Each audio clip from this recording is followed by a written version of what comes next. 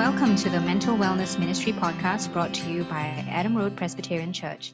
This is a podcast that helps you safeguard your emotional, mental, and spiritual well-being, especially during this time of COVID-19. My name is Joanne, and today we are tackling the issue of working from home and how to manage children during our national circuit breaker. We have with us a counselor, Mr. Dustin Lim, and Senior Pastor Christopher Chia. Hello to you both. Hi, Joe. Hi, Joanne. Good to see you. Good to hear you again. Likewise. Okay, I'm going to jump right into our first question, and here it goes. How can I keep a well-balanced mind given now that I work, sleep, and eat at home, and work often stresses me out? What are some healthy boundaries to map out?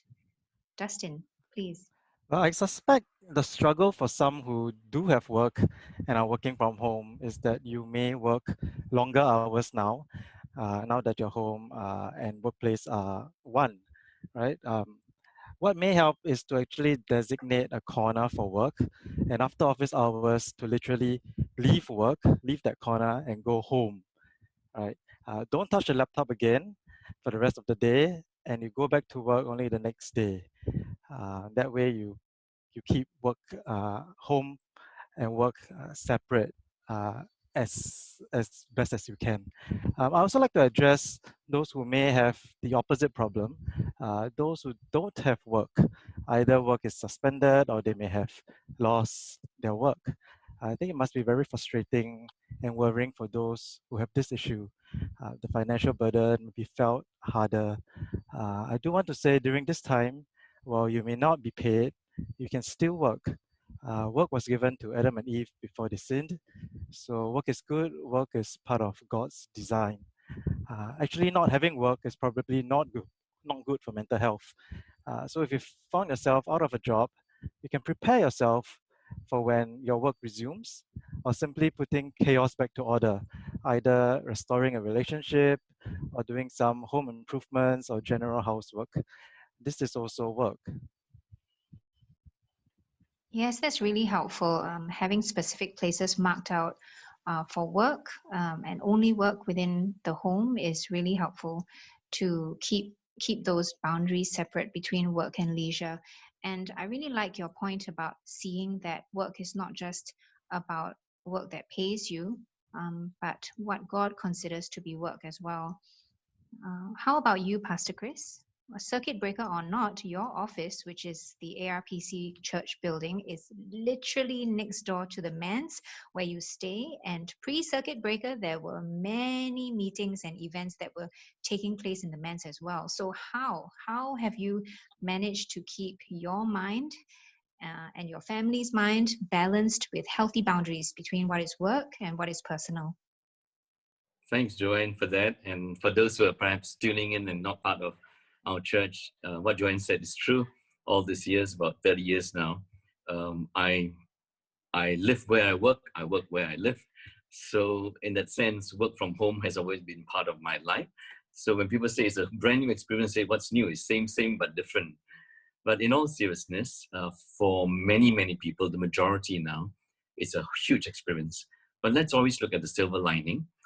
Firstly, work from home, not that we want it to, but it may be the new normal going forward for a huge proportion. Look at the bright side. We save all that time traveling. And for many people around the world, average travel time, including walking, busing, MRTs, etc., or even if you drive, finding a car park, walking, it's 30 minutes to an hour each day. For some people, 1.5 hours, 2 hours. All that time saved. Not just that, but also the rush, the hustle, the bustle, etc. sometimes produces stress in us, in our children, in our spouses. So look at the bright side of things, that we can turn the negatives into positives. But in terms of demarcation of spaces, I think what Dustin said is so helpful if we work from home.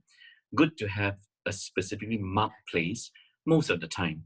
Of course, now working with gadgets and laptops, we can take it around from the dining table to the sofa to our beds, etc. But maybe a demarcated special space.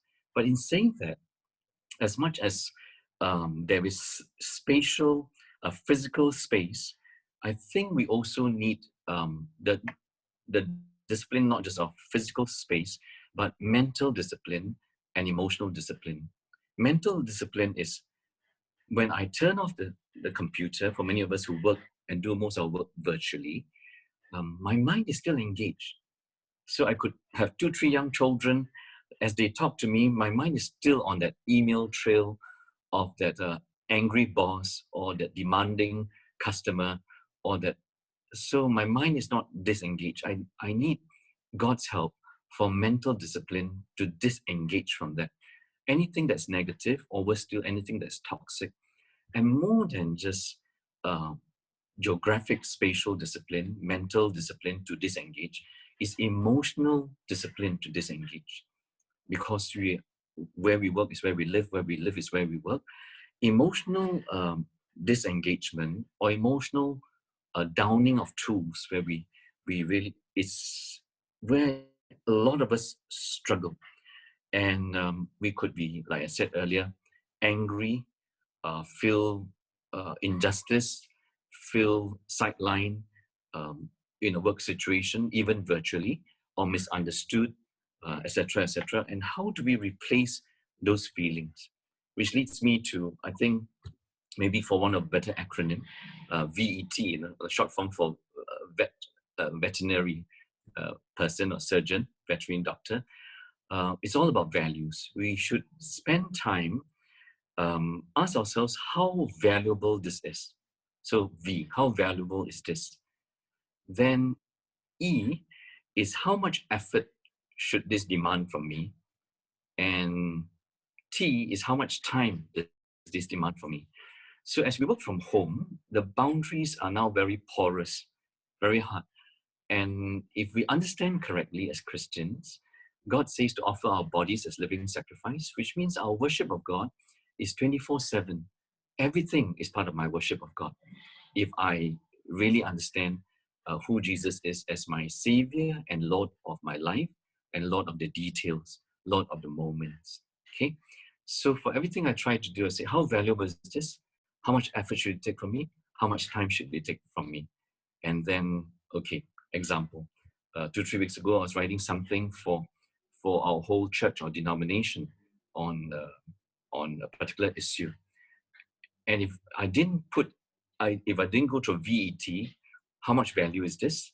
How much effort should it take from me? How much time should it demand? I could have spent 1 or 2 weeks writing that thing, thinking about it, because it affects so many churches and Christians.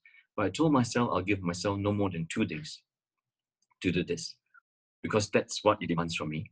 And I'll give maybe 6 to 8 hours in a day, and by that I'll finish. I think for everything that we do, now that we are porous in our home, ask yourself, how much time does your husband or wife deserve? How valuable are they?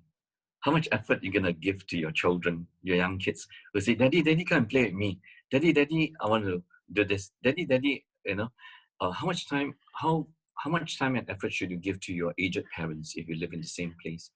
So I think if we go through and just use that maybe as a framework, it all has to do with values. So if we don't watch it when we work from home, it has a way of occupying everything.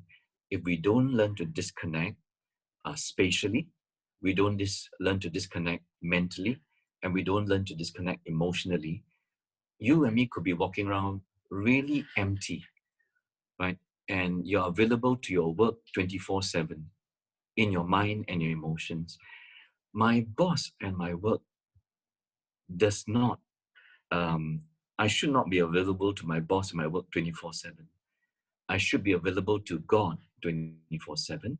And under God, this is ministry, also work. Loving my family, loving my spouse, loving my parents, loving other people is also important to Him. So maybe use that so that we are clearer in our spatial, mental, emotional boundaries and values of life. Yeah. Thanks, Jen. Thank you, Pastor Chris. Thank you, Dustin, for your answer earlier as well. Dear listeners, we hope that you have been encouraged and blessed by our session today. The Mental Wellness Ministry podcast is brought to you by Adam Road Presbyterian Church. God bless you and keep you.